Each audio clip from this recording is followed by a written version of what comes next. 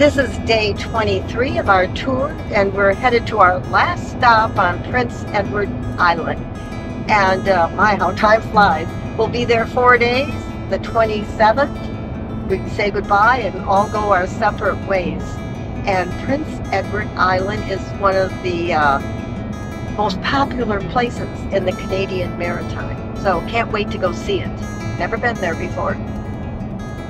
So a new adventure awaits us as we cross over the Confederation Bridge.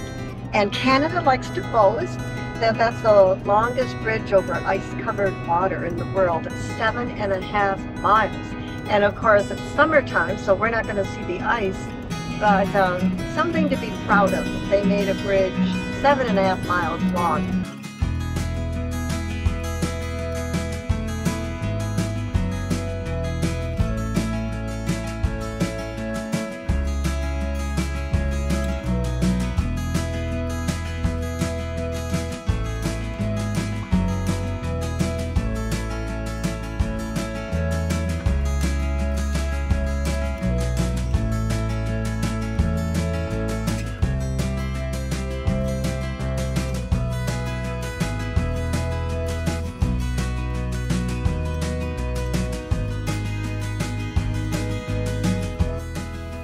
We drove north through the interior of the island, and our first impression was that it was very rural. Indeed, agriculture, mostly potatoes, is the island's main industry.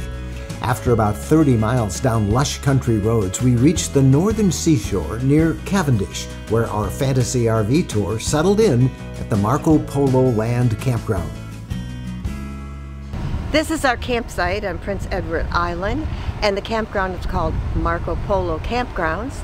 And it's a lovely place, 600 spots if you can believe that, and we are getting ready to go jump on the bus and tour the day away.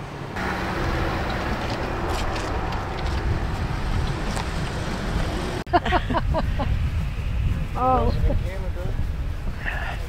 Good morning. Good morning. Good morning, everybody! Tourism is the second industry, and much of it is devoted to the beloved Anne of Green Gables series of books. The author, Lucy Maud Montgomery, lived here, and her characters were drawn on her childhood memories. We attended a musical production based on the books at an awesome theater in Charlottetown. Here's another reason the island is so popular with summer visitors: the beautiful beaches.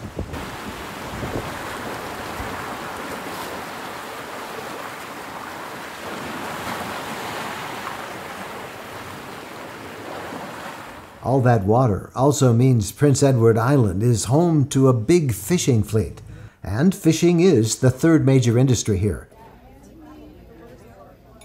We enjoyed lobster.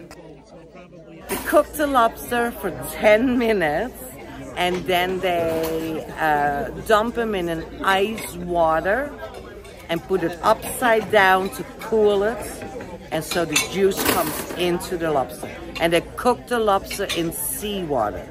So you serve the lobster then cold? Cold. That's the way you should eat lobster? Yes. All those places that serve it hot? They don't do it. Good. You see the difference.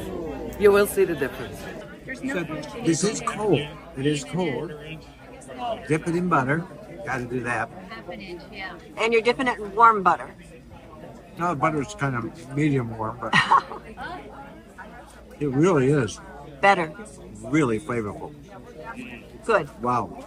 Who knows? Who'd think that? You know, it's like when you buy cocktail shrimp. It's really, really flavorful. But wait, as good as that lobster is, you've not eaten seafood until you've had Prince Edward Island mussels cooked the way the locals do it.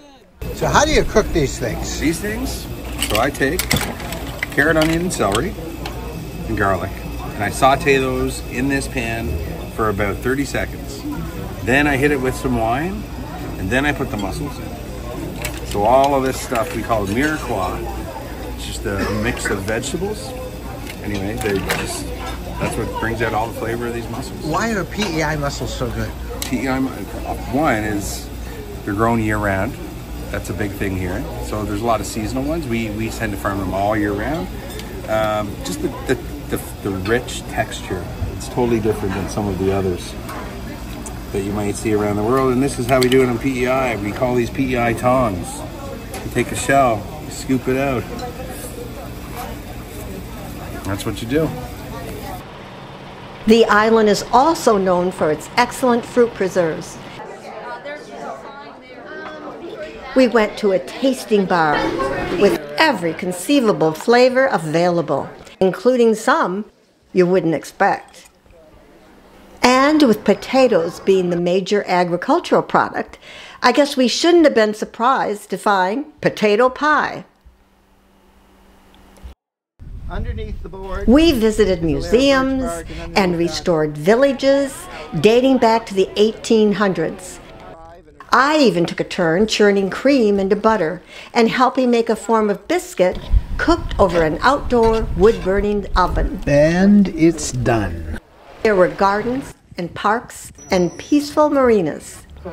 We spent a delightful time in Charlottetown, touring the city and hanging out at a fun festival that celebrated the Acadian culture, still very much a part of the island. And we're just here to celebrate culture. Awesome. Yeah. Thank you, so man. have fun and enjoy the day. Yes, sir.